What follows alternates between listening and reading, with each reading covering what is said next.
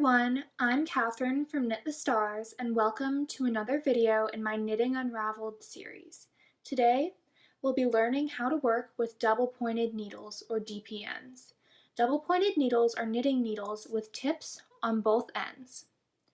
They can be used for almost any project worked in the round, but they're especially useful for projects with a smaller number of stitches that won't fit all the way around a set of circular needles. DPNs can also come in handy for items like hats that start out big enough to fit around a set of circular needles, but their circumferences get too small when you decrease for the top of the head to fit on your circulars anymore. You can buy sets of DPNs from most craft stores. Even though they are often sold in sets of 5 needles, it's more common in America to use only 4 of them, which is what I'll be showing you today.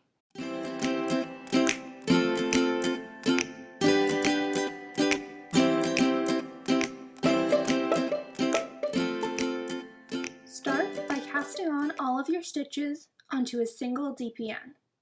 Now, we're going to distribute the stitches you cast on onto 3 of your DPNs. You'll use the 4th one to knit these stitches. If you're making a project requiring a number of stitches that isn't an exact multiple of 3, just divide them as evenly as you can. Holding the needle with your cast-on stitches in your left hand and another empty DPN in your right hand, slip 2/3 of your stitches purlwise onto the right needle, beginning with the first stitch you cast on. This leaves 1/3 of your stitches remaining on the left needle. Now, transfer the needle with 2/3 of your stitches to your left hand and pick up an empty DPN in your right hand. Transfer half of your stitches purlwise from the left needle to the empty needle in your right hand. This should leave you with 1/3 of your stitches on each of your needles. Unlike when we work with regular circular needles, the stitches don't have to cover the entire length of the DPNs.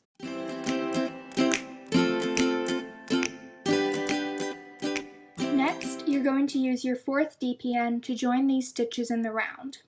With the smooth side of the cast-on edge facing towards you, orient your DPNs so the tail and working strand come from the needle in your right hand. Now, using your 4th needle, use the working yarn to knit the first cast-on stitch from your left needle. You have now joined your work in the round. Continue knitting from your left needle to your right needle until there are no more stitches left on your first needle. Now, turn your work so the working strand once again comes from your right needle. With your new empty needle, begin knitting from the next needle, which is now in your left hand, until you have knitted all of the stitches from that needle, then turn your work again.